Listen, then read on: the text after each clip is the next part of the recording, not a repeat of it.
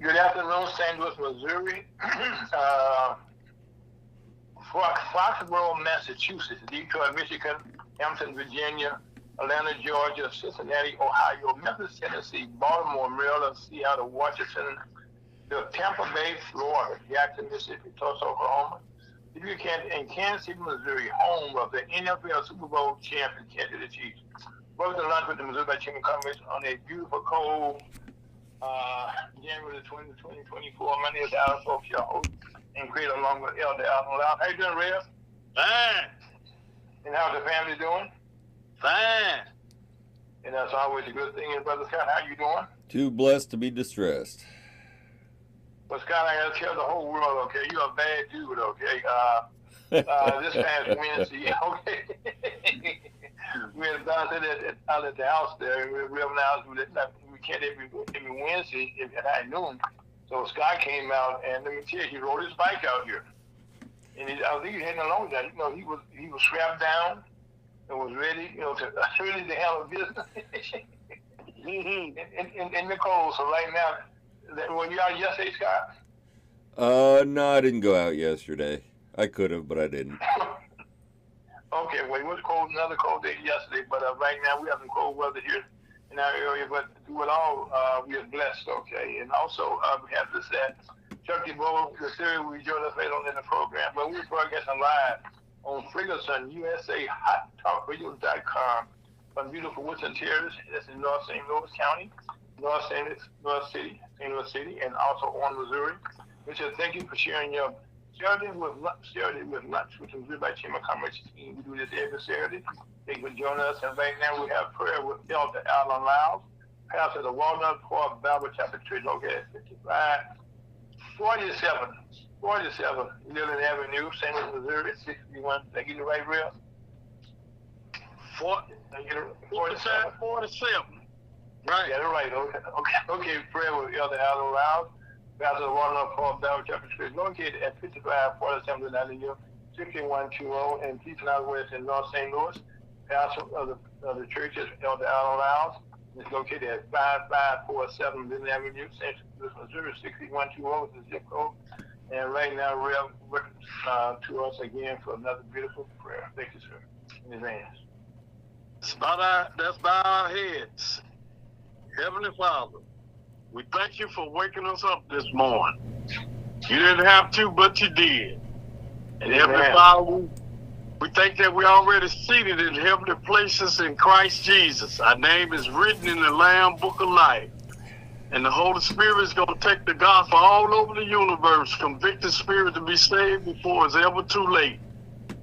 And Heavenly Father, we ask that you might have a wonderful fellowship with you today, this afternoon, in Jesus' most precious name, amen. Okay, well, that was a beautiful prayer, and again, we pray for everybody in the whole wide world. That's a song you kids, the whole wide world is in his hands. Okay, so what do you got for this week, Rev? Israel. We in the 45th chapter of Isaiah. Oh, Isaiah 45. That's a heck of a chapter. And there's a lot of wisdom in that chapter. Yep. And the title up above the topic is talking about Israel reminded that safety and salvation are to be found only in Jehovah. Okay. We're going to start with verse 5. But before we start that, I want to read something that's every soldier of God should have this type of faith. Okay. This is an armor. This is the type of faith you need to fight against the wiles of the devil. Okay, because he's out there, brothers. Yes, sir. Number 1, it's 11 verses. Number 1, deny self. That's the first thing. In order to be working for Christ, you have to deny yourself, pick up your cross, and follow him. Mm-hmm. Number 2, Walk by faith, not by sight. Not by sight. Come on, Rip. Number 3, be led by the Spirit. Number 4, read the word daily. Number 5, preach the gospel in season and out of season. Number 6, show love one to another. Number 7, grow in grace and the knowledge of the truth. Number 8, work out your own salvation with fear and tremble. Number 9, study to show thyself approval unto God, a workman not need rightly dividing the word of truth. And number 10, trust and obey. And number 11, believe the death, burial, and resurrection. Those are the armor of God for a saint of God. And even if the unsaved believe this right here, and he ain't even saved yet, but if he believe this right here, it'll protect him too. Well, Rev, the Bible, okay, it does not speak about anybody in color, okay, but what it tells us that we all one, and that we say we all are one. But like some of you guys learn in the service, okay, that you have to protect your neighbor, okay, that being really yourself, okay, be able to protect yourself so you can protect your neighbor. Amen. And so like now even if you're on an airplane, if the mask come down, they said, put on yourself first, okay, before you put on anybody else.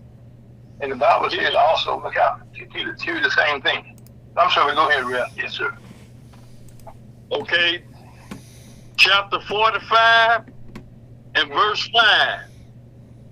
It said, I am the Lord, and there is none else. God can only say this. There is no God beside me. I girded thee, though thou hast not known me, that they may know from the rising of the sun and from the west that there is none beside me. I am the Lord, and there is none else. Verse 7, I form the light and create darkness. I make peace and create evil. I, the Lord, do all these things. Now in verse 7, it's very powerful. It was no evil in the garden until Lucifer disobeyed God. Okay. That's why the tree of the knowledge of good and evil was in the garden in the midst, which is a type of the man the man that sinned. This is his type. He knows good and evil by rebelling against God. Verse 8, drop down, ye heavens. It's 12 heavens, y'all. Y'all might not believe it, but it's 12 heavens.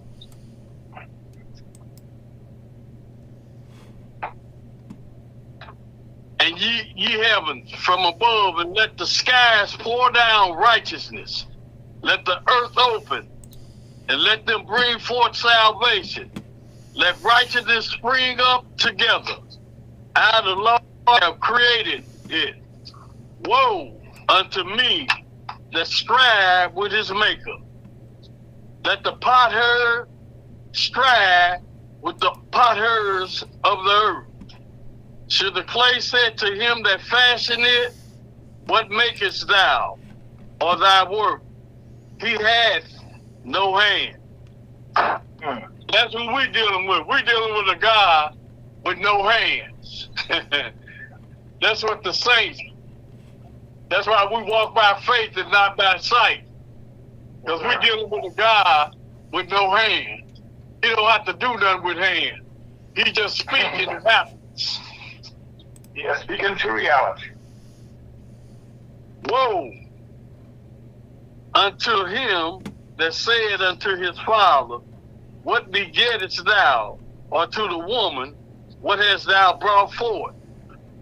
Thus said the Lord, the Holy One of Israel and his Maker, ask me of things to come concerning my sons, and concerning the work of my hands, command ye me. I have made the earth and created man upon it. I even my hands have stretched out the heavens, and all their hosts have I commanded. I have raised him up in righteousness, and I will direct all his ways. He should build my city, and he should let go my captives, not for price nor reward, said the Lord of hosts. Thus said the Lord, the labor of Egypt and merchandise of Ethiopia and of the Sabines, men of stature, should come over unto thee, and they should be thine. They should come after thee, and they change, they should come over, and they should fall down unto thee. They should make supplication unto thee, saying, surely God is in thee, and there is none else. There is no God. See, we know that this gonna happen. And it's talking to Israel, and it's also talking to the church. Everybody in the world that has been rebelling God and going against his people, this is gonna happen to them, whether they think so or not. Verily, verily, verily, thou art a God that hidest thyself, O God of Israel, the Savior. They should be ashamed and also confounded, all of them. They should go to confusion together that are makers of idols. But Israel should be saved in the Lord with an everlasting salvation. Ye should not be ashamed nor confounded, world without end. But thus said the Lord that created the heavens, God himself that formed the earth and made it. He had established it. He created it not in vain. He formed it to be inhabited. I am the Lord, and there is none else. I have not spoken in secret in a dark place of the earth. I said not unto the seed of Jacob, seek ye me in vain.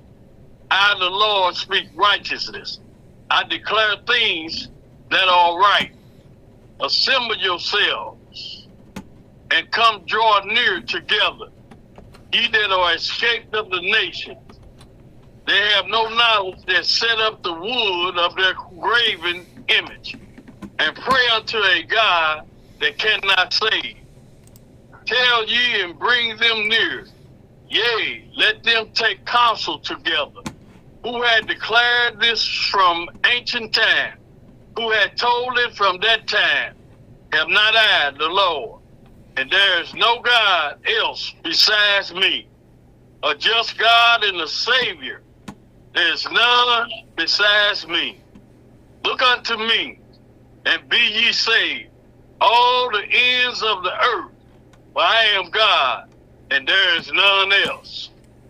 I have sworn by myself, the word is gone out of my mouth, and righteousness, and should not return unto me. Every knee shall bow, every tongue shall swear. Surely should one say, in the Lord have our righteousness and strength. Even to him should men come, and all that are incensed against him should be ashamed. In the Lord should all the seed of Israel be justified, and should glory. Amen. May the Lord have a blessing to the reader and hearer of his word. Well, Rev, you said well, neither said a mouthful, but thank you for the reading of the scripture. And me fall on good ears, and I want to say first of all that what you did there, you set up, the those 11 steps, okay, the things that we should all be cognizant of, that we should have faith in ourselves. You know, and like I said, it's saying that if you believe in yourself and believe in Him, that you know, all things are possible. Because I think it's in Matthew, it says that when there are 2 or 3 together, He's always in our midst. You know, and that's something that, you know, when you pray, and God, you know, you're praying, okay, He said 2 or more. So it's always you and Him. And you're praying for yourself. You're praying for Him. Okay, so you ain't really gonna get nobody else, hey, can you pray for me? But I think, you know, what you did today was kind of lay down some, you know, just some simple steps, Rev. You know, and you brought back scripture, you know, and I think now, you know, what's going on in Israel right now, you know, is something that's, we'll talk about later on in the program a little bit, okay, but you know, God's saved Israel so many times. So many times they have been a stiff-necked person, okay? Amen. They hard-headed. Oh, yeah, hard-headed, Stiff-necked. But anyway, we all had a little bit of illness, okay, but it can only go so far, you know what I mean? But I just said, you know, just, you know, your lesson today, you know, was something that you had, you know, some steps there. And, you know, first of all, I think it was 5 or 6 there. Which one was that? I forgot exactly what it was, okay? But what is all those are saying, believe, believe, believe. And you should read your Bible, you know, every day. You can't do every day, read as much as you can. But pray every day. That you can do. You know, you can pray anywhere you go. Amen. You can put over to the side of the road sometime while you sit in traffic and pray to God, help me this day. You know, you go into a meeting and ask Him, give me clarity and understanding. As you're going someplace. And you ain't got to pray all them long prayers like the Sadducees and the Pharisees want to be seen by people. Right. So, oh yeah, he had a good prayer today. You know, brother so and so, man, did he bring it, brother? That is not necessary. Okay. He said that is not necessary. The main thing is let your, the Bible said, let your words be seasoned with salt and showing. So you can say a multitude of words, and by using it, because by the English language, they got a way that you can say and cover everything. By the word everything, you can use that in your prayer, and that'll be everything, you know. You got they be doing all that, want to be heard. They ain't nothing but the lust of the eyes, the lust of the flesh, and the pride of life want to be seen and heard. They say you want to be seen but not heard. Yeah, well, Rip, would that be discussed? That's a topic for another day. Okay. You listen to Lunch with some Jews by Jim Conference on the 20th of January. My name is Al Folks. That's Rev. That's Scott and Scott. Chuck and John later on. Thank you for listening to me. I'm going to meet the team on thank you for taking the time with us. It's on Ferguson, USA, HotTarget.com. And no, Scott, take it out of here.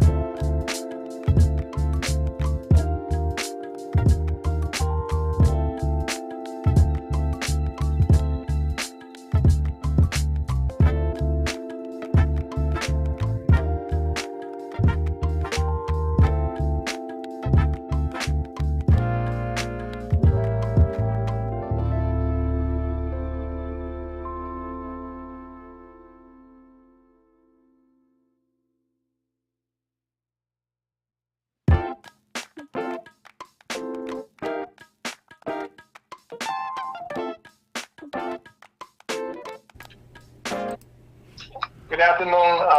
Again, this is your lunch with some little that you want to come. We're trying to do this for Saturday afternoon. It's kind of cold in most of the country, and we always talk about this, we have this cold spell, but it's not cold because this is the winter time, and we need ice and snow for us to have the bugs, the insects be killed away. Otherwise, the summer they will eat us up. And this is the first kind of good cold we had in quite a while, guys. So we thank you. We get now here in St. Louis, and there are a lot of germs that's out here. And one of those is that we continue to ask you to pray for the people who COVID-19. It hasn't gone into place, just because it's not being talked about. It's been, a matter of fact, there's a new variant that's out now. It's called XBB.1.5. It's the most dominant strain of COVID-19, and right now it's in the middle of the East, so it starts east and goes to the West. So right now in the Middle East, now this COVID-19 variant is here to stay. So get your vaccinations and wash your hands, and wear a face mask, and practice social distancing when you can. And right now,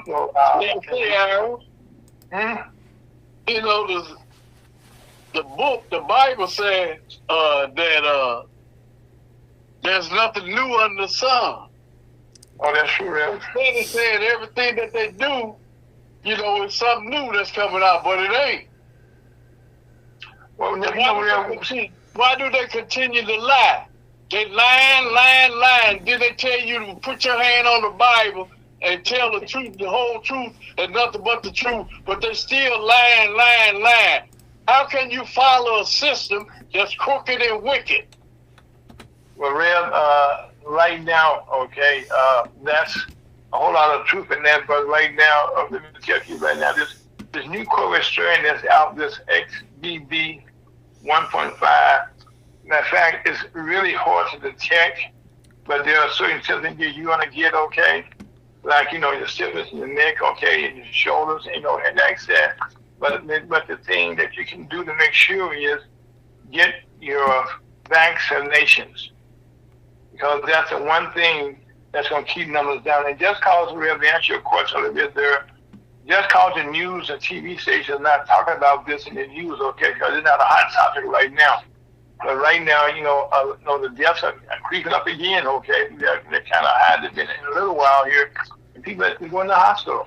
So this is something to be taken very serious. What I'm saying to you today, okay? All I'm saying to you today, this is probably the most serious part of our program.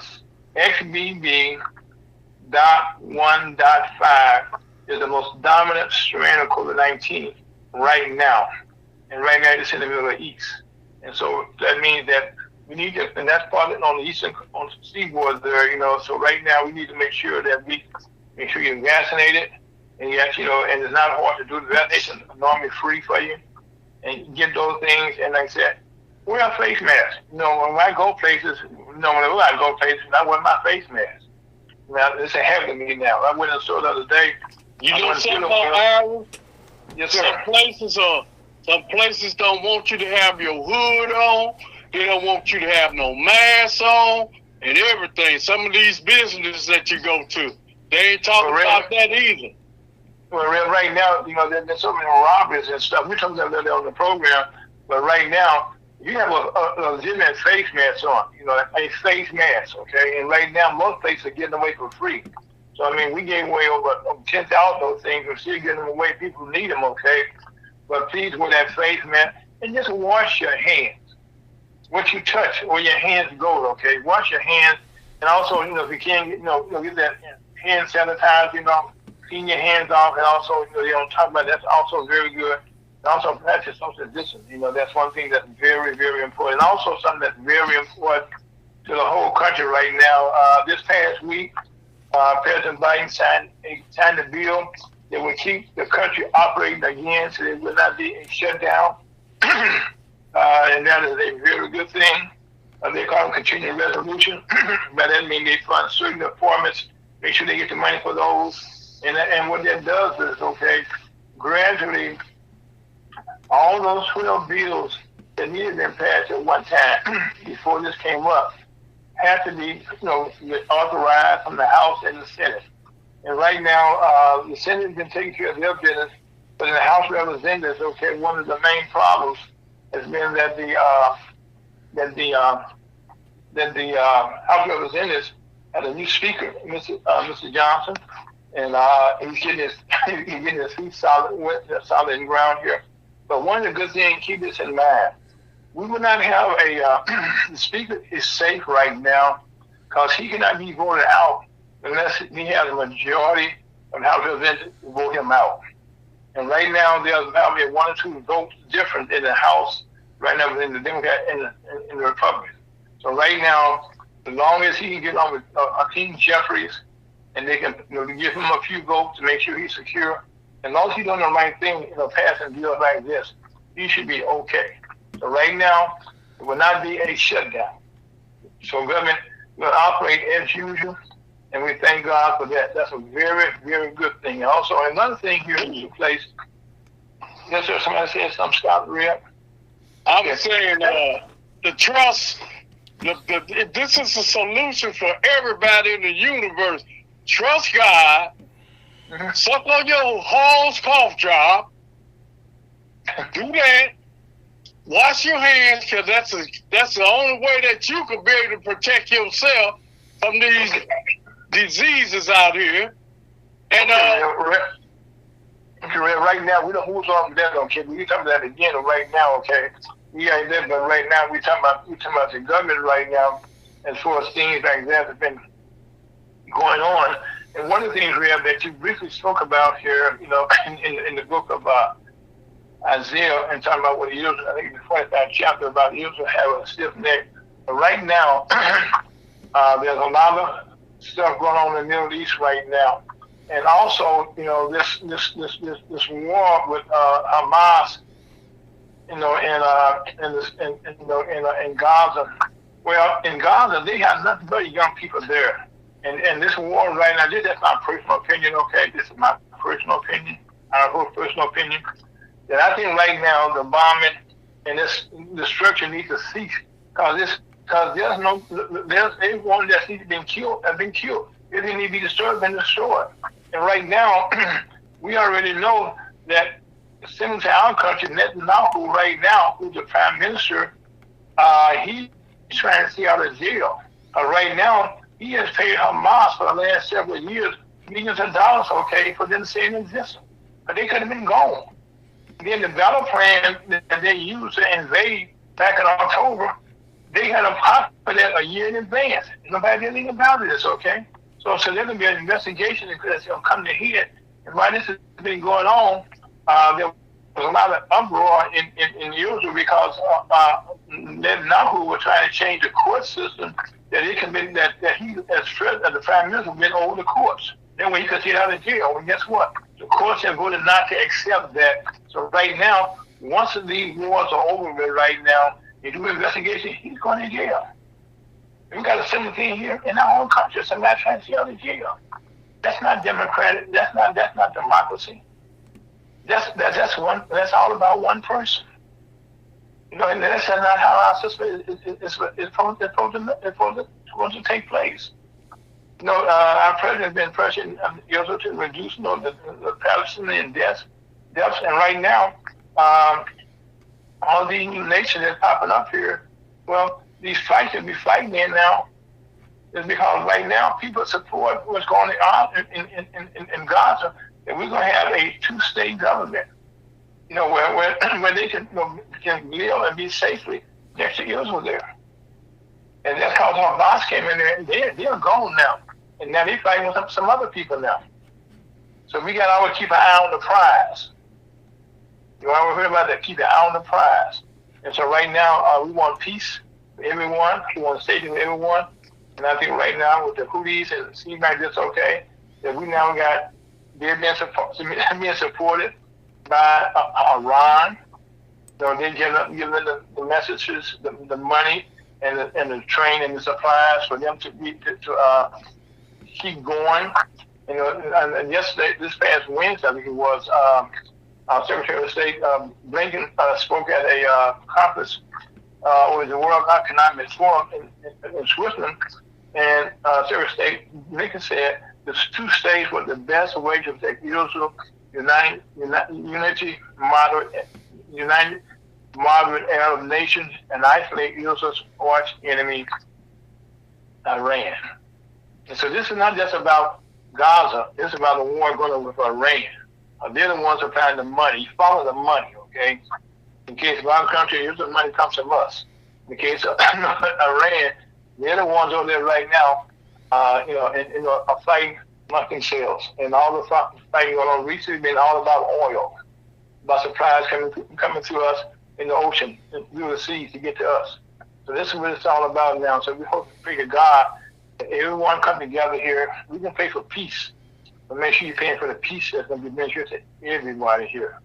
And that's what we're praying right now. That I'm so happy that the president, that now who knows that things got to change, and we got to work toward a solution of peace. Peace. The Bible said, "Peace I give, and peace you should receive." And also in politics, this past Tuesday, in Iowa, you heard all about it all on TV. That was cold there than most places, but they had their caucus that took place, and in the caucus there, President Donald Trump won by wide margin. And people are wearing a caucus, okay? It's not about a vote, okay? You have a group of people in the room, and they all section off. They try, they debate with each other, and at the end of the day, they put all their votes into a bucket. Then whoever comes out at the most. Well, right now, that is over behind Trump. President Trump won that. I think DeSantis came in second place, and now this coming Tuesday, okay, next week, okay, they'll be in New Hampshire. Now, this will be a primary election here where you go to the polls and you will vote, and you normally do. And this being a caucus in a regular primary. So right now in New Hampshire, we're going to see how that goes on. And at the end of the day, we can also see that right now the Democrats, see, our country has been built so far for many, many years on a two-party system. Well, right now, we don't understand anything. They normally have platforms. Usually they're going to deal with what they're going to do to protect our people. That's why they go to Congress there, to work out there, to get out, so they make sure we get water, clean water. There's a whole lot of things that they need to get done for the people. And right now, those things, as far as the Republican Party, we don't have a platform. And right now, it's all about one man. And and I'm saying this is my personal opinion again. And right now, as the election going to turn out, that this primaries, and at the end of the day, we're going to be President Joe Biden will be running against the Republican Party, which is now one man. But the Democratic Party still is in existence. And that's why even in Congress now, things are moving forward. When you have a two-party system, it's not the system that's devoted for a two-party system. And another thing that's been changing our judicial system, and anybody right now that speak out against anything that's going on, people don't like, they have a thing called squatting. Scott, are you familiar with squatting? That's people who are staying in a house or an abode that they do not have any right to. Oh, no, I'm sorry. I should say swatting. I said the wrong one. Swatting. SWATTING, swatting. No, I'm sorry. I'm not familiar with that. Okay, on swatting, okay, somebody will call the police department and said that, hypothetically, that somebody at Scott's house or Red House, my house, that we got somebody in our hostage there, and that somebody need to come out right away. And it's a false alarm, okay? But what happens, okay, they wake you in the middle of the night, okay? And that's been going on a lot of people, okay, in this, it's gotten so bad that people in the court system, they go to jury trials now, as far as all these trials that Trump has going on, people trying to be, not having names, told because they don't want nobody come to their house, their family members being threatened. And so right now, the Congress right now is trying to pass a law that if anybody that does that, that's SWATTING, is against the law. Well, that should be. You don't have anybody. That's already law to call in a false alarm. It is okay. But see, right now, the false alarm is getting escalated now, to the level that they're saying that there's somebody in there that's kidnapped, or they got some dope in the house, or whatever. And they come right out, okay? And it's gotten worse, okay, Scott, it's the problem here. It's almost people can direct you where to go. And so now people are being prosecuted, but they're going to make it a federal law, okay? Because most of the laws, state ordinance, state, local, police department, it's going to be a federal law now that you're going to do some serious time, okay? But they're going to trace you down because they got your cell phone number, so it doesn't make sense, okay? So anyway, these are some of the things that's taking place in Congress there.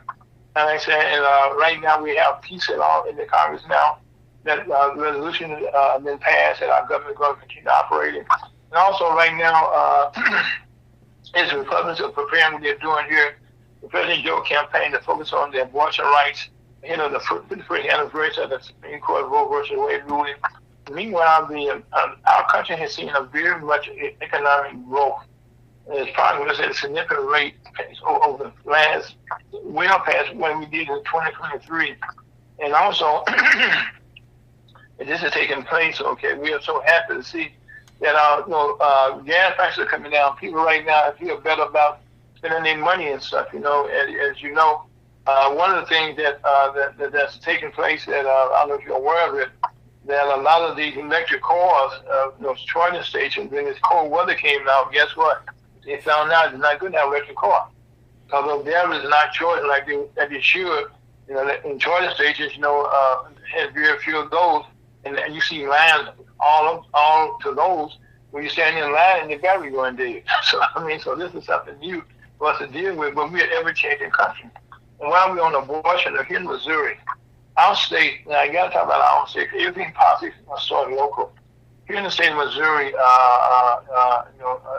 on abortion is a hot issue around the country. A coalition of abortion rights supporters launched a campaign Thursday to reverse Missouri's total abortion ban. The group includes ACLU of Missouri, the Abortion Action of Missouri, and both of the state's Planned Parenthood chapters. Now they are gotten a petition started, and that will create a right for an abortion in Missouri's Constitution. See, all states have the Constitution, and right now in our Missouri Senate, right now they are already locked up in debates about what what they're gonna do, how they're gonna do, and the reason that is this year is election year.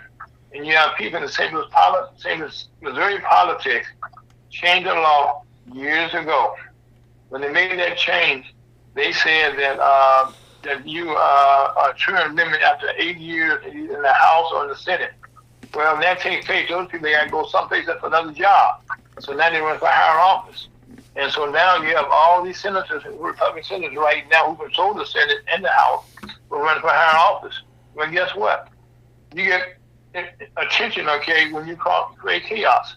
And so in Missouri, we have a thing now called the another Freedom Caucus that on the Missouri level that's creating chaos. And that's going on, okay. And so in doing the deadlock, in fact, it's so bad that Missouri is a sports state. The same as Cardinals, the same as Blues. The same as Kansas City Chiefs and Kansas City Royals, both our soccer team, all of them, okay, have gotten together because they've been trying to pass a bet that's all around Missouri. The legal bet is legal. Like Missouri is not, Illinois, Kansas, all those states are making money off of Missouri people. But our state Senate, okay, for the last couple of years have refused to get a bill done. And the government's in favor of it, okay, so this year, those teams are coming together right now, and they're going to do a petition drive. They're actually people doing abortion to get the Constitution changed. And to do that, they get enough signatures and put it on the ballot. People will vote for what they want.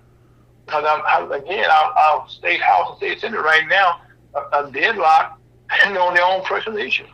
Because they're trying to get that notoriety to make sure they can get reelected or higher office. And that is not the way the system has been designed. And also something that's taking place that we all should be aware of. Boeing is in the news again after a Boeing 747. This is the big thing this time. Had slang shooting across the sky over Miami this past week. They took off, and they got too high, and the flames from the fuselage there, and thank God they could land. It was a cargo plane. There was only 5 people aboard, but everybody got off safely. Now, also, this goes along with what took place with the Boeing 737 MAX 9S. That's the Boeing 737 MAX 9S, which had had a compartment door come off there while they was at right with climate, and that could have been a catastrophe. One thing I will say this week, I had a chance to hear Secretary of Transportation, Mr. Buttigieg, speak that air travel is the safest in the whole world in our country than any place else. The safest way of transportation, and I have to agree with him on that. And so that safety is very important. And one of the things that people are not aware, years ago, some really 737 Boeing was big up in the state of Washington. And they had a fight with the union up there. And the union, and they decided that they got to pay the benefits. They decided to have the work on all their planes formed out to different places to put them together. But right now, they have a problem with this, what's come called spirits right now, that's making these compartments here, and they having problems with them. And there's no inspection. When they come into our country, they're not being inspected. So right now, inspections taking place. It's gotten so bad that one of the major corporate construction companies in our area, Clayco, is a giant. He just prohibited all his employees from flying on Boeing 737 9X MAX 9S's. They have over 1,500 employees, and the CEO, Bob Clark, I know his father very well, has told this that after the January 5th incident, where a piece of the plane came loose, more than his employees, they were afraid to fly. And I can't say I blame them, okay? But so right now, about 100 of those planes have been grounded, and so they mean you got to have an inspection. And they found some things that had been tightened down. And this is not too good. And also this week, something very big came down.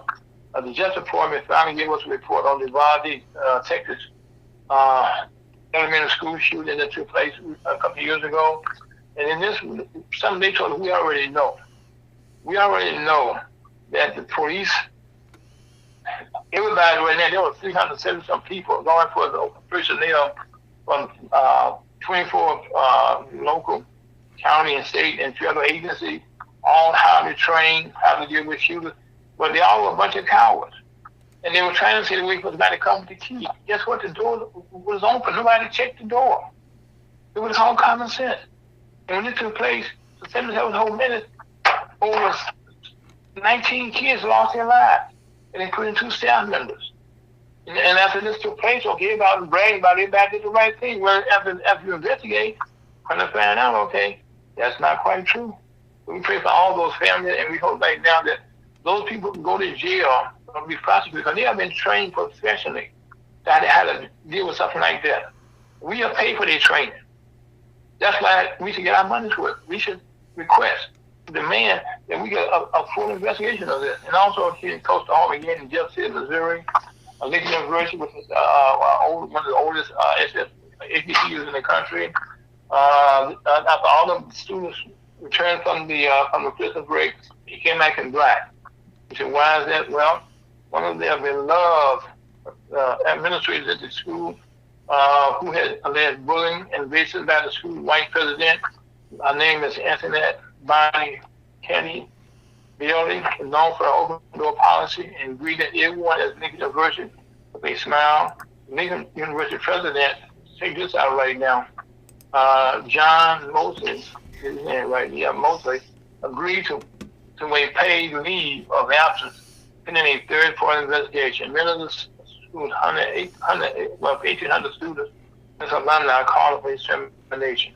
So again, HBCUs around the country, are still under attack, And as right now, a lot of schools have up under attack now because of the March for Liberty, and a lot of schools here in St. Louis County, they're trying to change the education, teaching of black courses about history, of black history.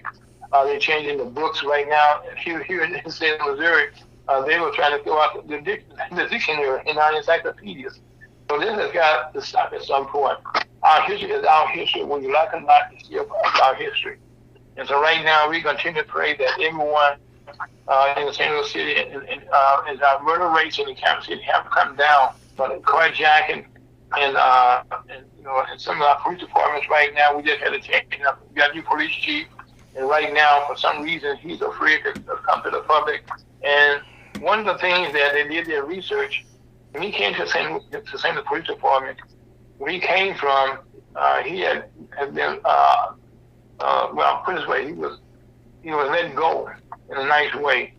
And when we had him here, we paid $400,000 more because he didn't know how to deal with the public. And that right now, transparency. There's no police department anywhere in the country right now, but if you don't have the transparency, we got issues with all this technology, all this about all this stuff. There's no excuse right now for us to not be able to tell you what's going on. They all got cameras that we all pay for. Okay. Keep in mind, this is your money that you're paying for these people to do what they should be doing, and it's not right. Anyway, this is a lunch at the Missouri Chamber of Commerce on a beautiful Saturday afternoon. My name is Fowlkes. That's Scott here. That's Reverend Elder Lyles, Church DeBow. And guests will be joining us on this video Kovacs. And we will continue our discussion we started last week about some of the things, hot button issues that need to be talked about.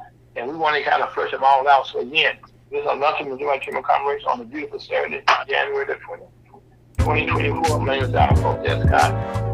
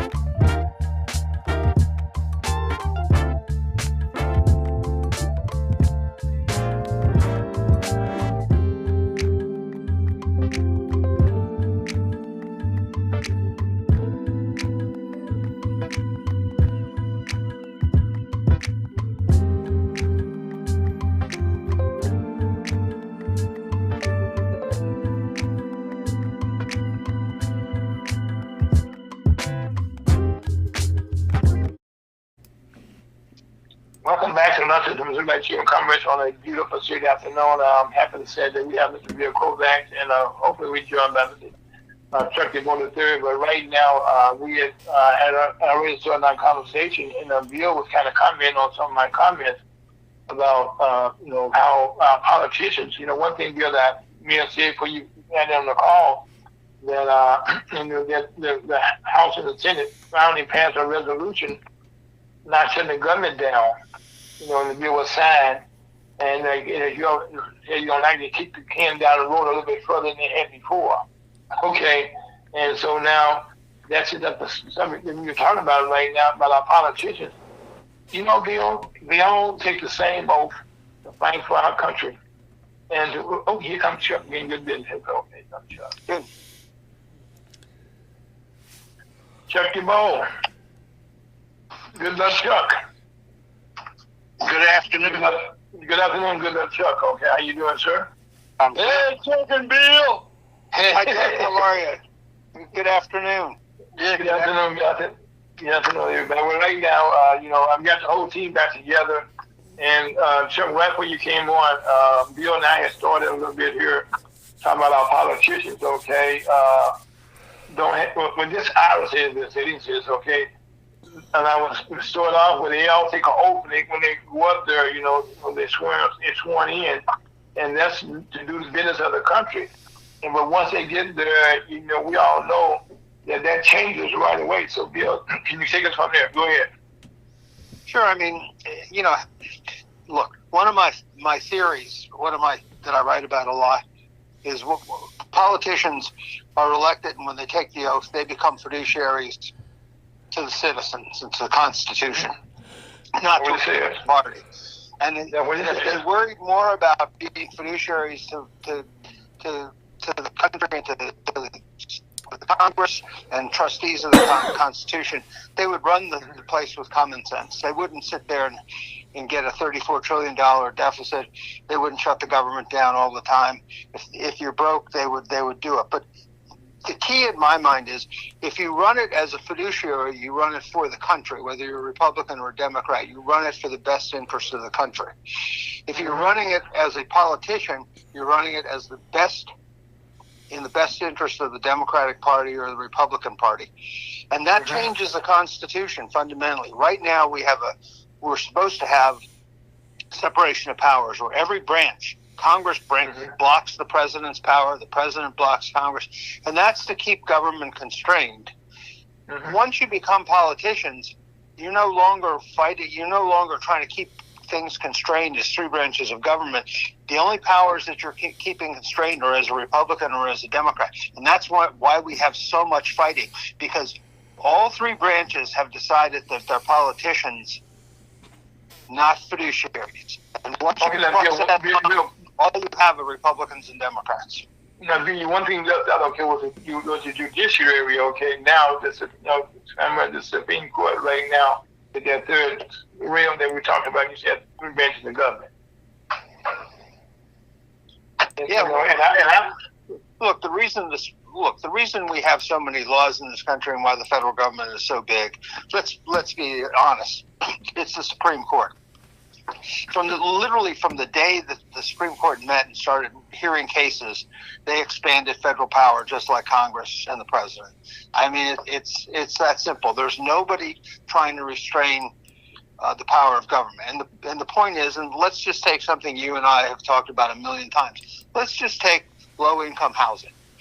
When you have 40 to 50% of the cost of a low-income house being government regulation, you're going to get a lot fewer houses. A one-bedroom low-income unit in San Francisco is $850,000. A one unit in Fairfax County, Virginia, where I live, is roughly $450,000. The average cost of a house across the United States is about $350,000-$400,000. So if you've got a house that's going in San Francisco, a one-unit apartment at $850,000, how many people do you think can afford that? I mean, no matter how poor you are, it makes no sense what they're doing, and how do you have all these regulations? I mean, look, you've built houses, Ira. Go back and see what the regulations are. You have to fence around it. You have to protect animals. I mean, the list just goes on and on. Okay, well, let's get Chuck in here. Chuck, you be quiet and come on. I'm totally in agreement, and there's I think it's appropriate to establish, and I'm thinking just in a real general sense of a reasonable man's perspective. Some common line or place that we have to just say this is the standard, meaning like it's it's veered. I mean, it's almost like a pendulum. It's swung way right for a while, and it's very conservative. And there were things being done, and language being used, and actual legislation and actions by people that were once revered as to set an example. And then it's swung all the way to the left, and then all these other agendas and other things came in. So we were kind of referencing common sense as a center of gravity, and the definition of common sense is even debatable to some degree. So the point Bill's making here about the fiduciary responsibility is too much like right, in the sense that whose interests are being represented and for what. See, there's another dimension to the conversation, the consideration. Like, does government even serve the people anymore? Amen on that one. Yeah, who are they? Who's being served, and at what cost or agenda, or what's going on? It's like, there were a number of places that were talking about they didn't even need to have an election. They're just going to put Biden through. And then there are other places saying Trump has no business being on the ballot. These are things that are going on that are, constitutional pillars that beyond common sense, but certainly a responsibility to what's going on. So I wholeheartedly agree with all the opinions that are being expressed now. And also, let me jump in. Okay, one of the things, up until recently, on the left and the right, especially when we say left Republican, right Democrat, up until recently, in the last couple of decades, normally you would have a process before the Democrat and the Republican would elect a candidate. You would go through different primaries, where they would have people who would challenge them, they would have debates, and they would, debate each other and find out what's going to happen, Well, right now, but in doing that, each person that's running would have something they can put on the table, and they can, because I'm going to do this for you. I'm going to do this for you. This is my goal. This is my intention, to do this as the president, and how I'm going to bring benefits to your city, to your town, you individually, as far as the housing one we will talk about. But also the thing about, child care. There's also the thing about education. That's the thing about our transportation. All those things have to come into play. And even agriculture, that's something that has to be put out there also. But right now, there's, on the Republican side, there's no issues being discussed about if we get in office, what are we going to do for me? And that was a song that came out many, many years ago. Chuck, if you remember talking about this, was about Janet Jackson. Remember, Chuck? What have you done for me lately? You know what I mean? And so right now, you have to ask yourself, each party that you're looking at, what have you done for me lately? Why should I want to keep you, or why should I want to put you in there to benefit me? What are the benefits of me, keeping you as if you're Joe Biden, or putting you in as you're Donald Trump? What are you going to do for me? And I think all politics, to me, are always local. And I just talked about, when we came on the air, about what's going on here in Missouri. Our House Senate here right now is already locked up. Because we got a freedom conference right now. They said, we're going to create chaos. We don't want nothing passed. Huh? and that's kind of the way we get a government. So right now, that's how we are here. And I think both you gentlemen, are very highly esteemed and have worked with people across the country and around the world and have some idea how guilty we are. So, Chuck, if you could tell me, if you had your choice, how would you see things go?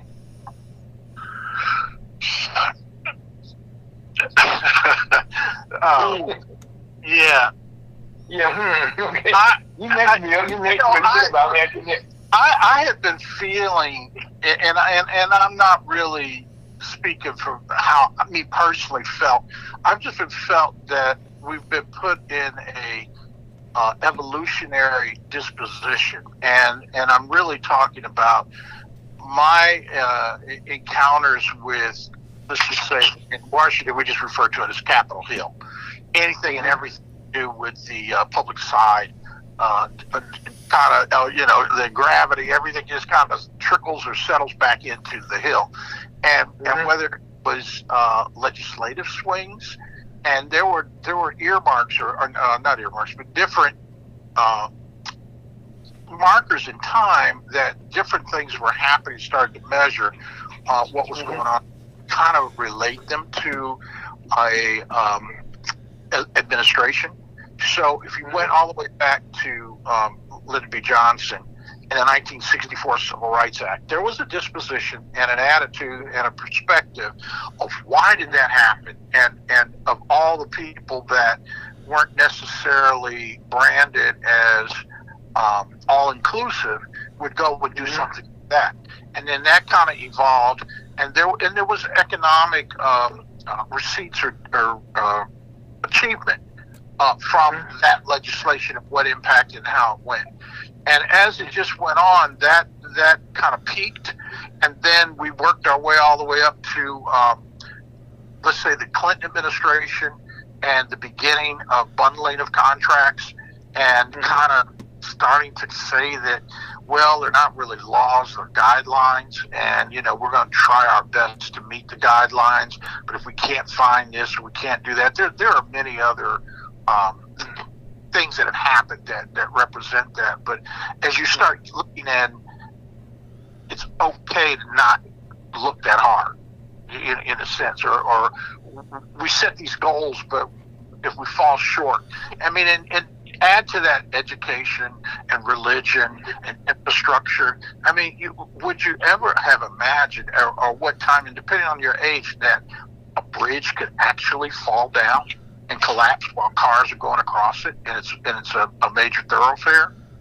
We've got infrastructure issues all over, and so we got to do it. But now these other encumbrances and other things are put to it that we got to do it, but we're gonna do it with a certain group of people or a certain way. You got to be in the system, and they've made it so difficult to be inclusive. And even with something like the whole DEI thing, and because I almost wanted to say minority back in the 60s. If you were talking about minorities, it was black.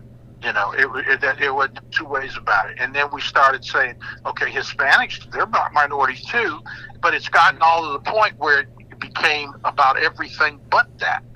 I mean, in terms of who is these people are disparaged, or even it's a catch-all. It's one thing to say that somebody lives in a certain zip code or something, that's a hub zone, so they get minority considerations. And I'm not getting to the LBGT or white women being designated minorities, or the disparity that was going on, and keep coming up all the way to this point right now. On one hand, you've got all these people now, all these companies are saying they can't find people for jobs, and on the other hand, there are all these jobs, and then at the same time, it's like they kind of wiped out the perceived value of education. You don't need it. You can get away without it. But yet, as competitive as it can be to get into selected schools and get in these programs. So they've kind of made it really easy that if you're not well rooted, so it used to be everyone, all you got to do is kind of get up in the morning and go get on that school bus, and you would, and the yielding product, the product that was being yielded from just being part of the system, was something that was a credit and value to society. Then we got to the point now where, if kids don't show up for school, they're not really concerned about it. And even, the whole thing, we're having cultural, social, academic, just physical environment, infrastructure challenges. The integrity of the human being. So the question was, what would I do? And the point of it, I'm kind of over here with what we've been saying all along, to hold these people who we vote for accountable, and then really just get ignorant, not ignorant, but just blatant. Starts about draining the swamp. You know, that's in the Donald Trump vernacular. Well, Chuck, one thing that you hit on there was infrastructure, okay, that we all, for about the last 20, 30, well, this last 20, 25 years, okay, there's been talk about on the hill, down there on the hill, okay, about we need infrastructure. We have bridge falling, okay, but there was no money put in place for that. Anybody campaigned on that? Well, Mr. Biden came in, and what you want to say is he passed that bill right now. In all states right now, anywhere you travel, you see construction going on. You're seeing right now, people fixing the bridges, the major, the state highways. Right here in Missouri, we on Highway 70, okay, which was one of the first. That was the first. State highway started right here in Missouri, okay, with Highway 70 that goes from coast to coast. You know what I'm saying? And so now our state highway right now is finally being fixed, and also in the small places up in Virginia. And all the congressmen right now are saying we did, and they all take advantage of taking no credit for it. But the idea is, I don't care who did it. We finally got some construction. We got construction. We have these bridges and stuff, and keeping them from falling down. And that's that's the justice thing. So Bill, come on, Ricky. I mean, you the president. What would you do?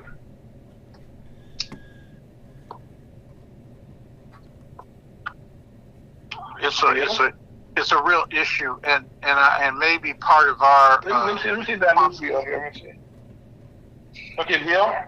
Well, I'm just sitting here listening to you, and there's too much on the table for me to respond to. But right in front of me right now, I have a white sheet of paper.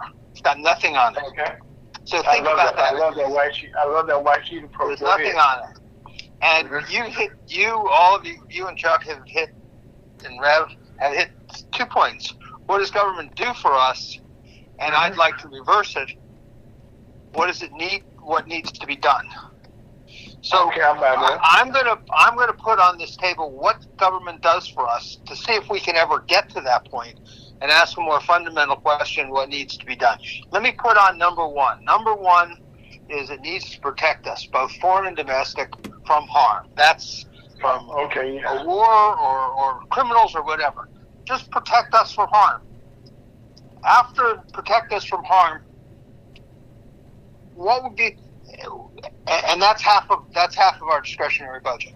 So what would be the next thing? Because we're asking what needs to be done, because you have to know what, in my mind, you have to know what really needs to be done before you can ask what do they do for us. I mean, I'm in a position where if they just really protected the United States and we really had, I'm going to say just safety with it on the streets, education, our kids going to school, safe. Basic stuff. Well, right now Uvalde is one, okay, where you have almost 400 some professional trained police officers, not on a local level, the state level, the federal level, and they all been trained, okay. You run to the problem, and there was a door that nobody thought of trying the door. That was again common sense. Yep. Ain't no common sense. Turn your door knob. Cost nothing to figure out if the door was open. But I'll knock the door down. But if they don't come to my house, if they don't come to my house and do something, they gonna knock my damn door down. Or your door check down also. Okay, so why don't know? So again, these people were trained professionals, and we depended on them, and they let everybody down. No protection. Yeah, well, I'd like you to get to number two on the list. One is go to number two. It needs to protect us, because before we can get to what should they be doing for us, they have some basic functions. I mean, I'll go through a few of them. We need a strong dollar. We need a strong banking system. We need to have jobs. If the country was defended people had a good economy and their jobs were available. Mm-hmm. Seriously. Schools were teaching reading, writing, and arithmetic, or whatever they teach now, STEM or calculus or whatever. Mm-hmm. What else does government really need to do at that point in time? Because at that point, if there are jobs available, Mm-hmm. people can work. The question here that we've got is, I mean, I don't know what, and I say this honestly, I don't know what jobs are available. My hunch is that there are not as many available jobs as you think there are. Most of the jobs that are available right now are pretty low-paying jobs that really probably very few people want, and there are enough government benefits to say, well, the government benefits are just as good as the job. Why should I go to work? And they're probably right. Let me say with that one a bit, okay. When it comes to jobs, one of the things that struck me, we all know I'm working on here down in Haiti, we're in the broadband communication. There's definitely a shortage for people right there, and people need to be trained, which we plan to do, on how to go out there. This is kind of simple. How to dig a ditch, okay? How to, it's common sense, a common sense job. But at the end of the day, it's what actually runs the country. It runs all the technology. I mean, nothing can take place, okay? Unless but it's again. Right now, people Do parents teach common sense anymore? I mean, seriously. I don't know. Well, Chuck, you're going to have to teach you. Want to help me out here, Chuck? That's the whole erosion of cultural and just the whole infrastructure collapse. And there was a thing started happening when, and I'll speak from the black family perspective, when the man was taken out of the house, or forced out, or it's okay to substitute the same-sex situation in there for, whether it's two men or whatever the case may be. We lost those basic, let's go back to that common sense or the reasonable man or religion or whatever it is. It's from your grandparents or from a time phase, let's say the 60s through the 70s, 80s, and now here we are now where, and that's what I was getting to about at one time, people would determine how their decorum, their behavior would be based on the president wouldn't do that, or that. These people are cursing and doing. I mean, it's like immoral things and all this stuff that's going on now. And we're seeing it, and it's out here. Like, it's no big deal for a preacher to be found that he's been up here chastising women for the length of their skirt or something, and then he's having all kinds of activities going on, off outside the church. So there's a time now that it isn't being taught in the home, but it used to just be part of who we are. It's almost like a young child. Something as simple as eating with your fingers. Which I guess what you do is accountability. Yes, accountability and some standards. Have you noticed? I'll give you another story. My son had one of his friends had a surprise birthday party for the girlfriend, and it was at an upscale restaurant. And we were up here. He's a little bit older, so we don't really get to him how to dress. But we're like saying, well, you really should at least be wearing a sport coat or something in there. And then, they're like, this is a $2,500 dinner for a group of people type of thing. A swanky place. And so I was asking him about it. He said, well, some people wore hoodies and tennis shoes, and other people, and I said, well, what was the host wearing? Well, the host was wearing a suit. And so these are things that you've got to understand, that you don't have to use peer pressure to be your litmus paper or your measuring stick, as much as what statement are you making about yourself? That's the difference. And if you really want to, we want to talk to the average Joe out here.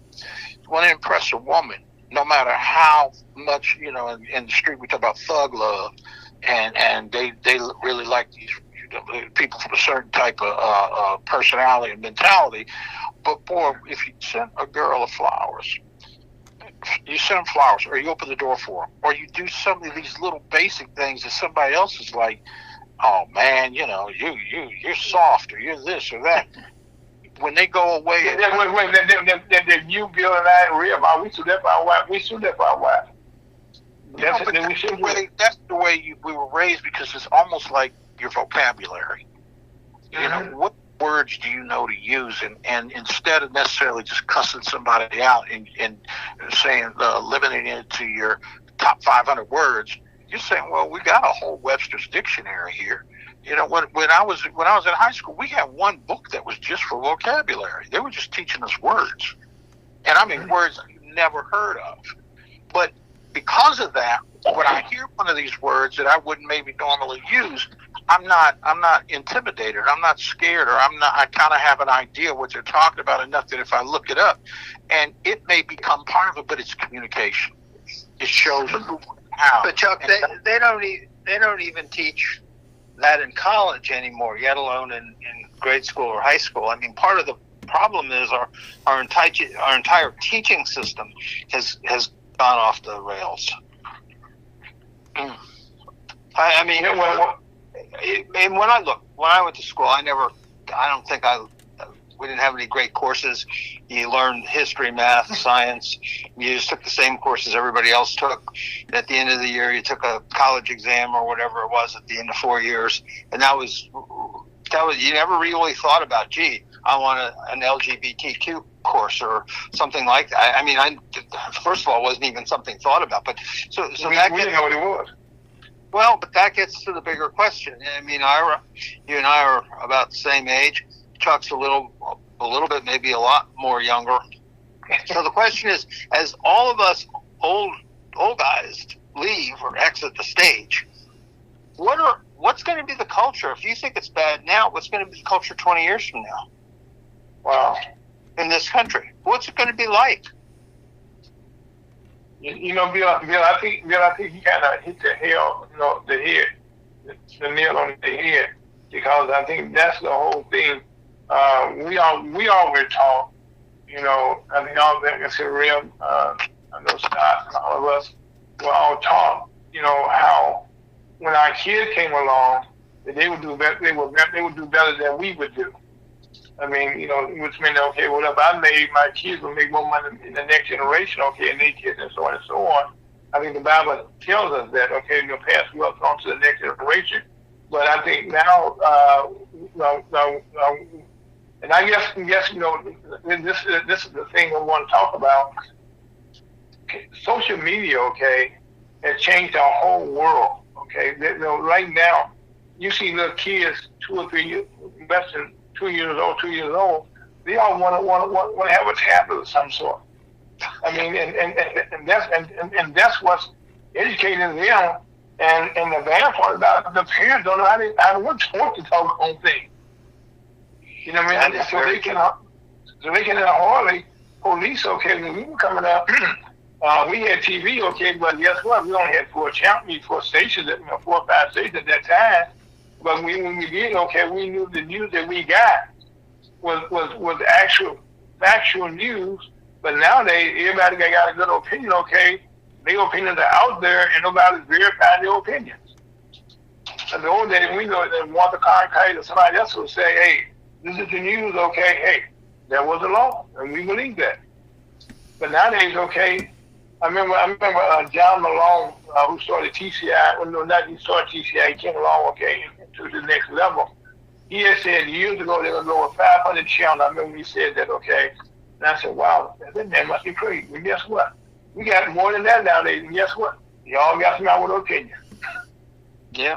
And everybody saying, believe me when I'm telling you, this is honest God truth. Sierra.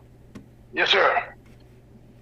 The main thing to do is that each individual will have to continue to encourage the youngsters what's right from wrong, and how to respect one another, how to love one another. That's the only thing that people get in. You keep putting it in them like the Bible said, train up a child the way he must go, then he won't depart from it. Well, that's what has to continue to go on. People have to be continually encouraging the youth regardless of what they're saying. All these youngsters is this and that. Change it by you cooperating and help the youngsters to know what's right from wrong and what to do, what's right and what not to do. That's the issue. And that's what should be happening right now. Well, Rev, I think I taught my kids that, and I think they thought I was terrible for doing it. But unfortunately, when they walk outside of the house, and most people think differently. It's very hard to. They keep on questioning, am I nuts? And some days I question it. Well, Bill, this is something that you and I, okay. I mean, when we were school, okay, the young girls, okay, had the skirts down below, and then I recall that the bad girls, okay, would have their skirts up high. And I know that a lot of young girls, those times, when they left home, okay, they would kind of fold their skirts over, okay, put pins in them, right? And then when they go home, they put it back down. So once they left home, okay, it was good girls, okay, and they left out there, the whole wardrobe would change, okay, and the people they would hang with would change. And I think now peer pressure, like Chuck just mentioned with his son there, just a couple of weeks ago, I should say last year, my nephew, daughter just turned 2 years old, okay, and they gave her a birthday party, okay, 2 years old, right, and they spent over probably $5,000-$6,000 or more, okay, on her birthday party. Now, right, okay, now, they had a parade when she came in, and they all dressed alike, okay, they were like kids, like Chuck was talking about, they came up with their bow ties on, the little kids, okay, and the parents got into it also. I mean, so and they all rode up, and they did jeeps and stuff. They had a parade to come in there.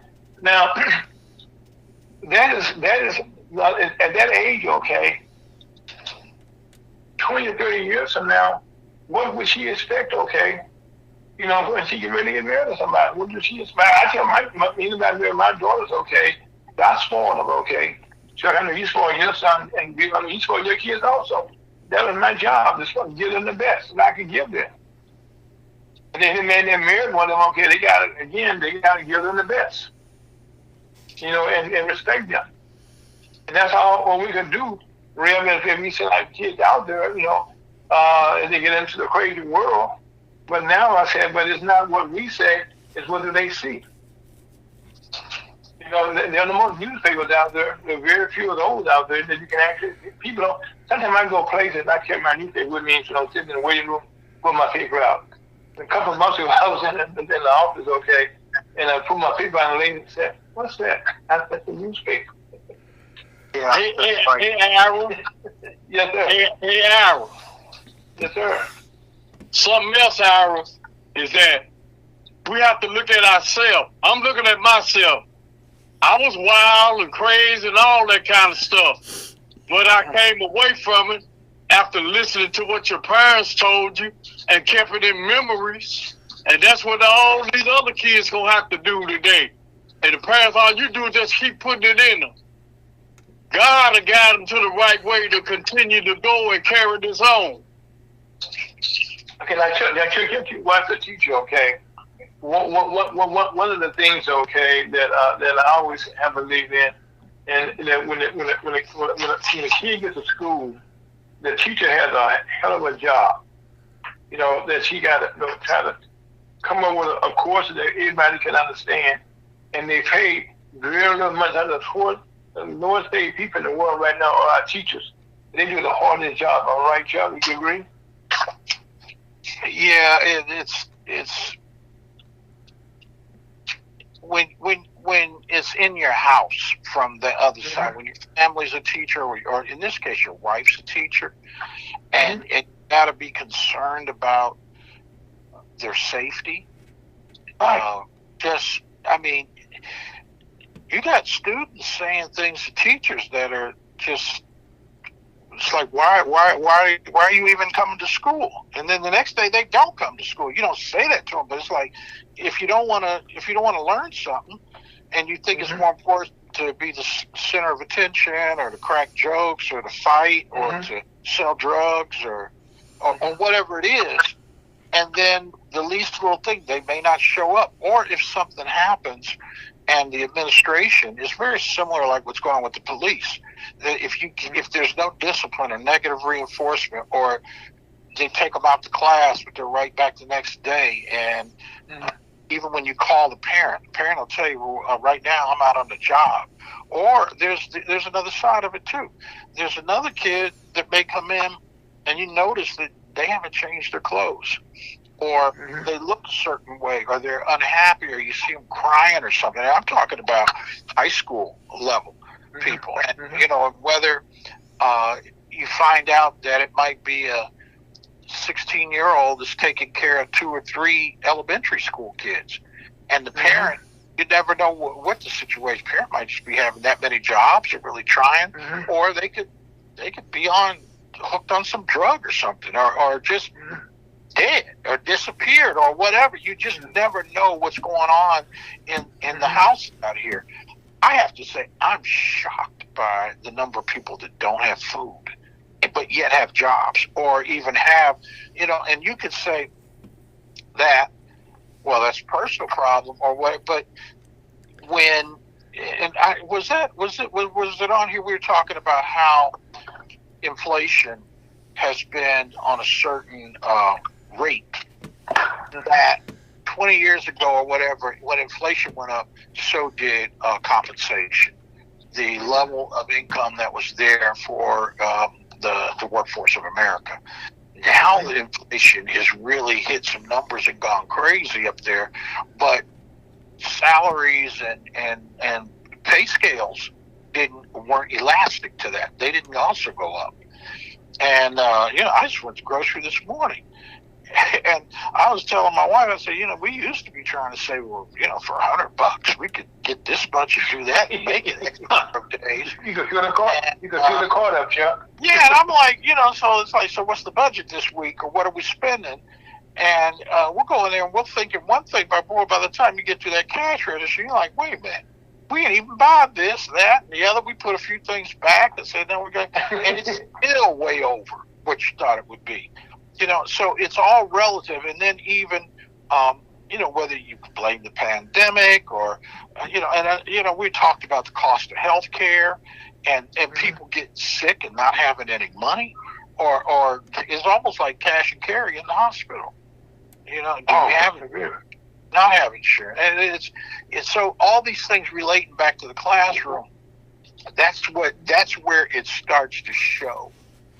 The stress on society or whatever. You're seeing it in a certain let's put it like this, less filtered. Somebody has a job and goes to work. You might see things, but they're a little bit able to pull it off, carry off, and not let you know certain issues or things going on. Unless somebody coming in with a black eye or whatever, you don't really know. And then, when you talk to these kids and you get into it, and the thing about it is they want to talk to somebody. They do. Yeah, this isn't, they really don't know. So where are you going to get your role model from? A rap song or an image on TV or something? And you got all these people that are behind the engineering of our cultivating of culture and leading it into a certain path or way to make it easier. They didn't make it better for the business situation. They dumbed it down. Which I got to take on something you said early on, okay? And one of the things, okay, that we all three of us, we all was on the phone here. We were fortunate enough to have a man in our houses, okay, that we were growing up. And in that, okay, with that man came some type of discipline, okay, or respect, that we were going to give that to that man, okay, that we would not give to our mother sometimes. That he was the disciplinarian, okay, if he did something wrong, Daddy's going to take care of this when he comes home. You know what I'm saying? And so with that being taken out of the black household, and those kids still being taught how to operate with a two-parent system, that right away kind of should see in the wrong direction. When you said so, Bill.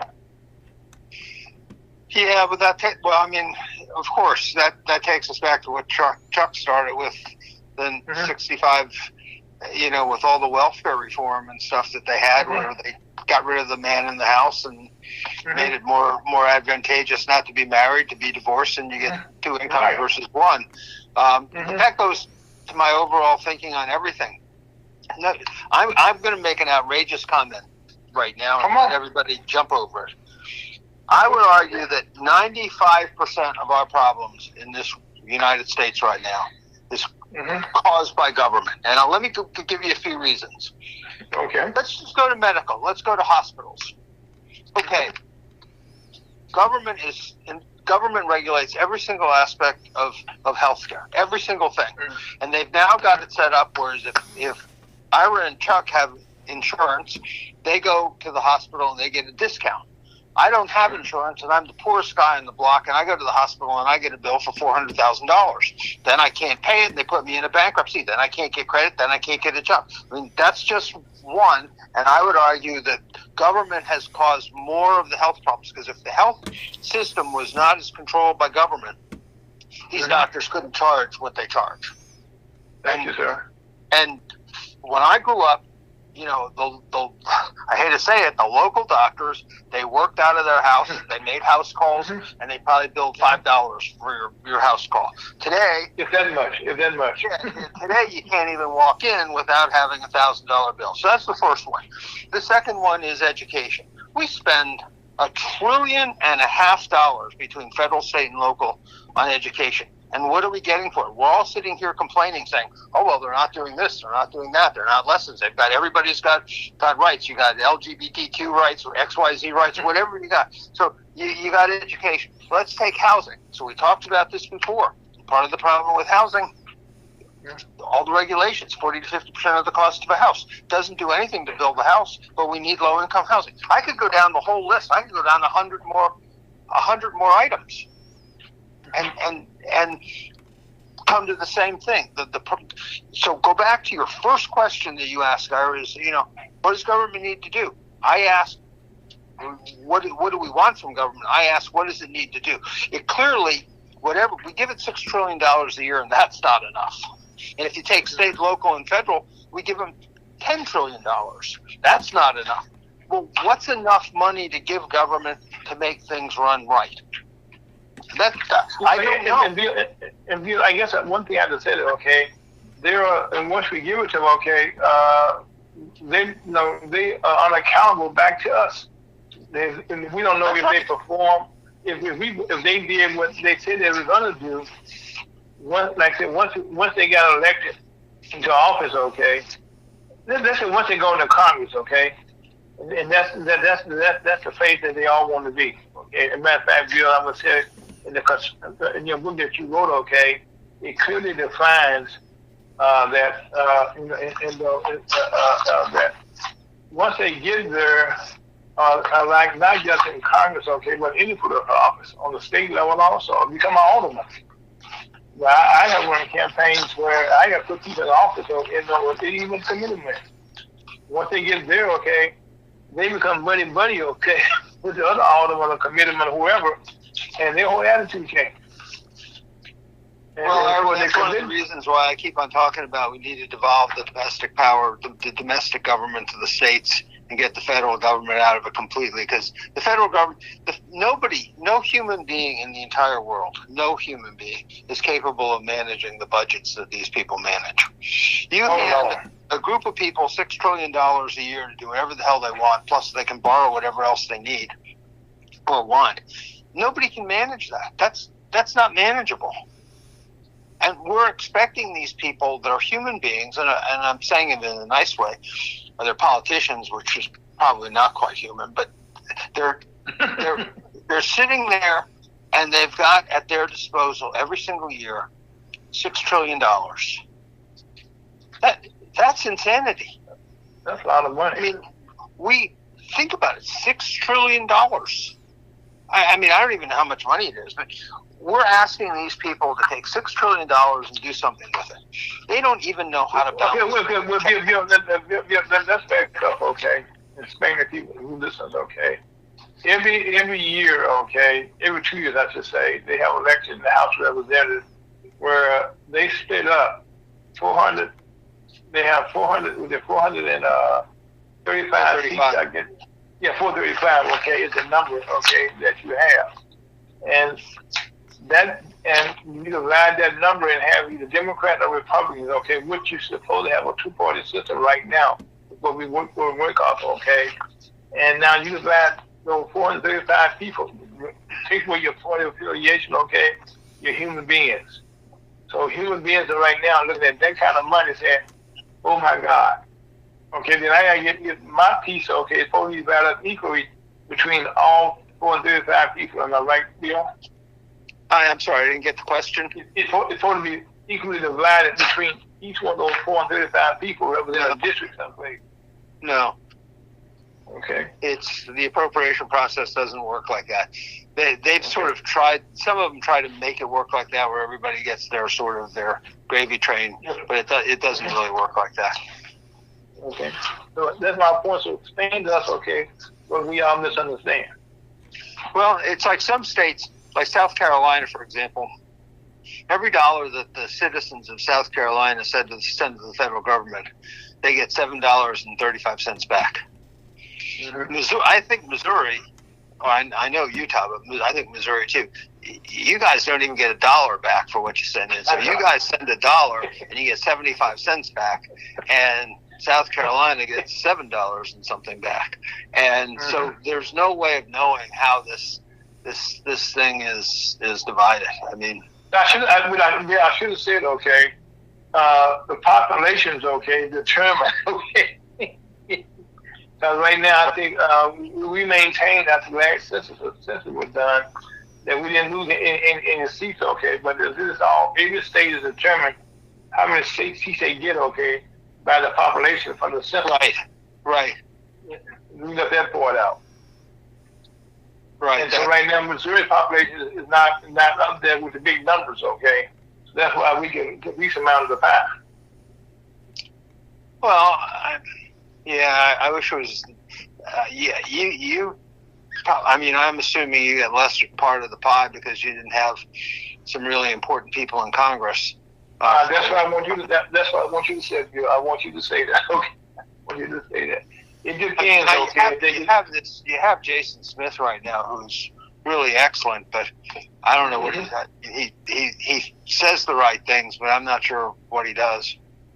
Well, Bill, I work in this district, okay. Matter of fact, you and I have down in Haytown, Missouri. That's the district, okay. And from what we see down there, it's one of the Pembroke County, one of the poorest counties in the country. Yeah. And by the way, Jason Smith, okay, is the Ways and Means chairman of that committee, which controls all the money that comes out to everybody. Yep. He's the chairman of the committee. And so you would think that Pembroke County, okay, would be one of the best, well-funded places in the whole country. It would be the Cadillac. Maybe be the Mercedes. No, that's really not be a Cadillac right now, sitting down there, and all they want to get off. I just had a conversation this morning, Bill, with Donnie about us, working towards some dollars okay for our training facility. We've been good down there, and this is time right now for us to start, looking at that as we move forward in our project pay time, taking advantage of Mr. Smith's position that he has in Congress to get us some trainers out, which again kind of takes away that what we all talk about a good education, but now you got the training facilities, training schools that come in now that most people found out that they were not qualified or couldn't go to college. So what did they do? Well, I don't know about where you live, but around here, if you go and you get a license as a plumber, you make more than any of these kids coming out with sociology degrees. Electrician also. Electrician, plumbers, all of that stuff. Mm-hmm. They do very well. Mm-hmm. And every night on the news or they advertise.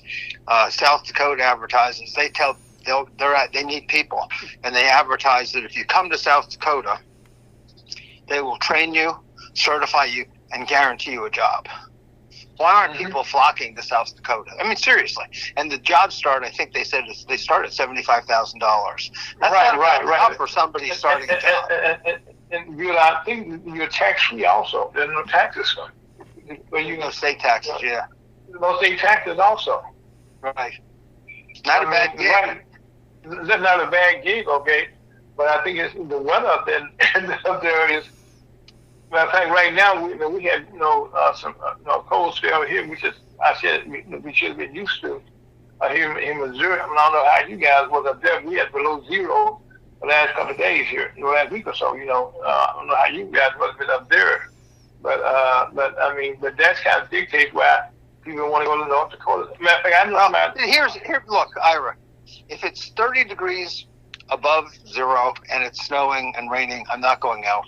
If it's 8 degrees below zero, I'm not going out. So if it's 5 degrees colder, you're still not going out. If you're, it doesn't change it. Then unless you're going to Florida, you're not making a difference. Well, if you're really, if you're making that kind of money, okay, you have an incentive, okay.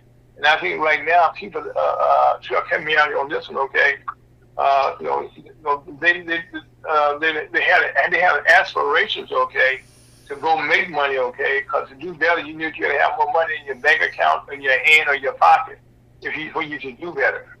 And I think right now, one of the things that the National Chamber of Commerce, and by the way, Chuck is the CEO of that, and he's kind of straightening the ship here as he navigates, a whole new perspective now about not only just how we create wealth in our here and now, especially in the Black community, is not as easy as it has been, and getting harder every day. And for us, to get our members, and then once we get our members, to sustain our membership. You know what I'm saying? So sometimes it's trouble, right? Because you have one this year, next year, and unfortunately, in some cases, Chuck, help me out here. Once they start making a lot of money, okay, they have to forget about us. I've had that to happen, you know what I'm saying? You kind of nurture to a point, Chuck, and all of a sudden they're making some money, and they forget about how we put them in that position, okay, by using the chambers. Am I right, Chuck? I think it's human nature to a certain degree. Well, for some people, some people are different ways. I can give you an example that when a company reaches a certain point, in a way, they kind of feel like they've outgrown the peer group or the circle of people they were involved with. You have people that just kind of feel like we don't need it. We don't need their that we're doing okay. And they got it, but those same people, and I'm talking about $50 million type of contracts and different kinds of, real money, serious money. Yeah, but then you got the same people that don't pay people. Their employees may not be getting paid. Contractors may not be getting paid. It's a different mindset, but at the same time, they're not understanding best practices and the common indicators of success. Those are the things that make the difference, and we could go back and study it. But yes, to answer your question, yes. And when you said that, I just come to mind. We had one company that we took to Brazil, and we made introductions, and we did everything except went and sat in all their additional meetings and didn't get to negotiate. But before they left that trip where we would set the meetings up for them, they had an $85 million contract. Wow. Yeah, and we never heard from them again after that. Yeah. Well, I mean, at that level, but yes, and that's what I'm saying. That's what we're up against. Okay. Now again, here's you got to tell the rest of the story. So okay, all right. Hey, we ain't mad at you, but we didn't ask you for a percentage of your deal.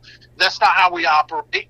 Your membership, you paid the same amount that Tom, Dick, and Harry paid, and it works out for you. We're happy. At least maybe tell some people or share it, and we'll use it as testimonial.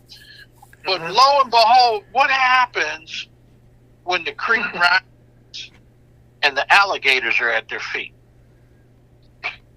See, when the house is burning, they come running. And that's when we're sitting there saying, we're sitting right here waiting on you too.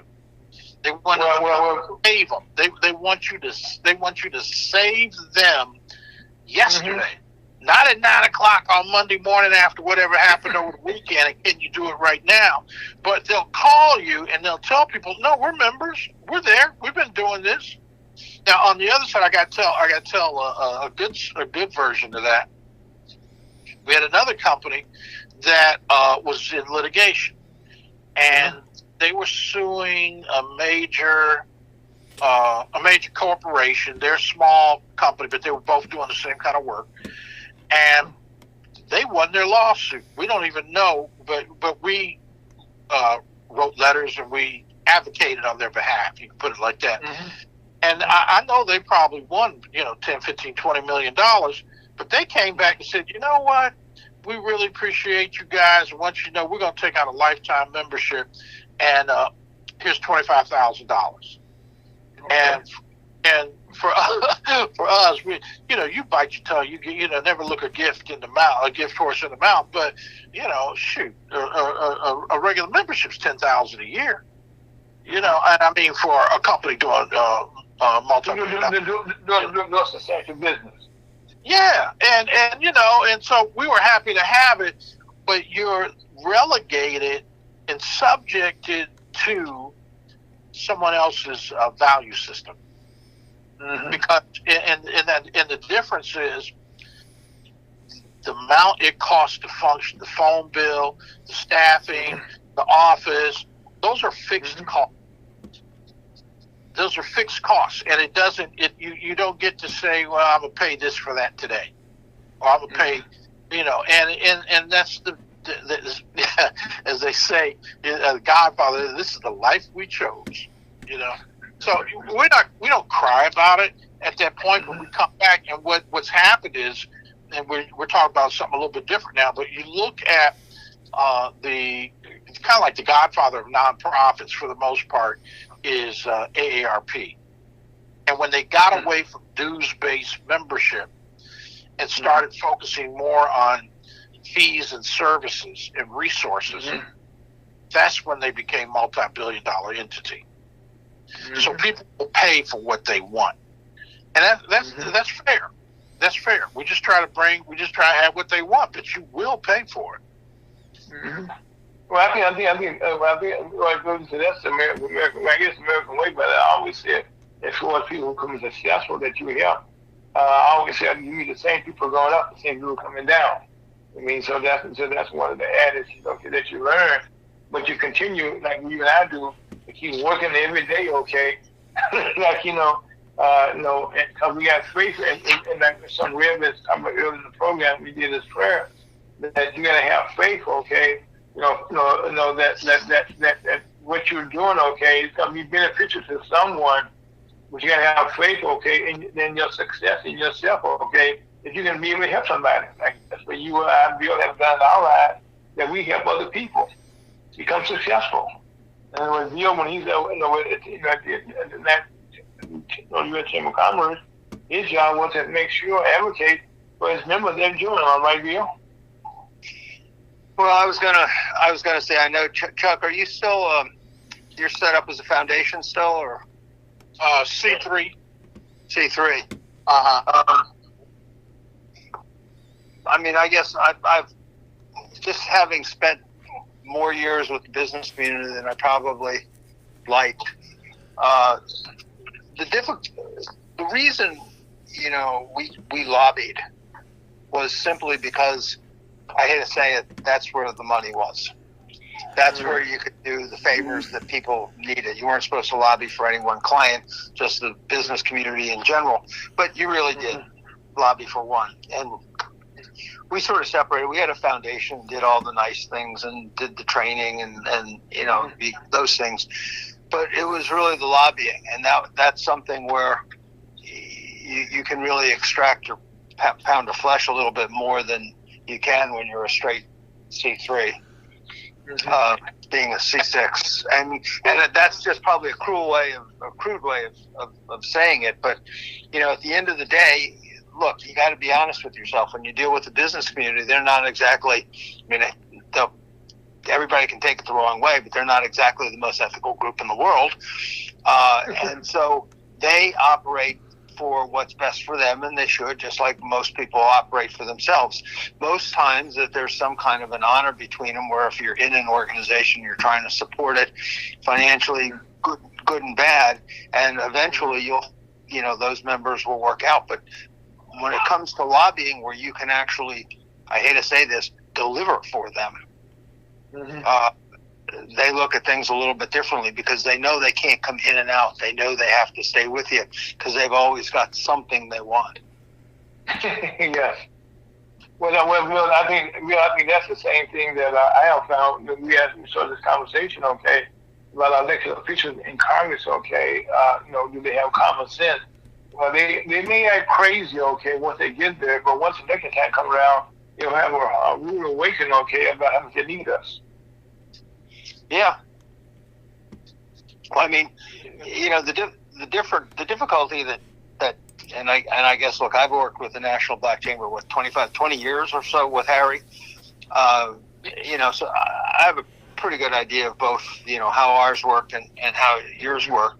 And the one thing that I always thought Harry was just too nice, too forgiving, okay, let's try to get along with the world. And I think people took advantage of him, and they're there. They're nobody's joining the National Black Chamber because they want to help the National Black Chamber or even the black community. They're there because they see you as a business that can help them. I mean, I hate to say it, right? But no, I mean, that's what it is. It's reality. It is. It's business, and it's just more so than any other time right now. They're the same people that are sitting here at these corporations, being the funnel or the vessel that money passes through. It's not their money personally, but they're in charge. They want to see receipts. You got to give them something tangible. They can go back and say, "Oh, look what we got." It's almost like just buy something at the store and want to come home and let your wife went shopping and they want to lay it out. Look at what I spent the money on, and that's kind of like that how it is. And so it's okay. It's business, but you have to make that transition. You got to make that understand. You got to. It's all transactional. Yeah. Exactly. Terrible thing to say. It's all transactional. But it is the fact. Well, gentlemen, as we kind of come to the top of the hour here, I'm going to give each one, you got 2 minutes here, to kind of sum it up, okay, and your estimation, what you take away from our conversation we had the last couple of weeks here. And we're going to go with the young man first. Chuck, you go ahead first. Well, I'll just keep it simple. We've got, with the National Alliance of Black Business, which is the World Conference of Mayors and the National Business League, we're having a Friday, this coming Friday morning at the Hilton Doubletree in Orlando. We're having the State of Black Business breakfast, and we'll have a press release, press conference of sorts, and we're talking with 2,500 mayors from not really rural, but the smaller towns, black mayors, and we're hearing and airing out policy issues and concerns, in addition to things like procurement challenges and the needs that they have.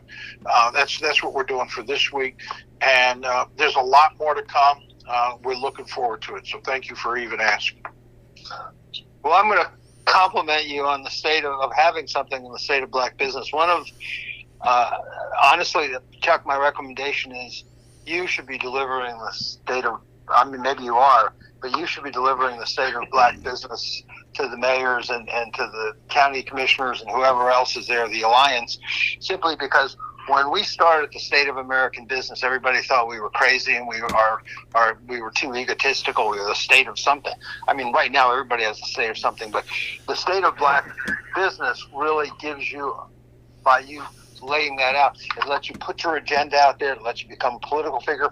It says to people, we want you to come with us because we're making the policy. So I just throw that out because we were talking about how do trade associations work and chambers of commerce work.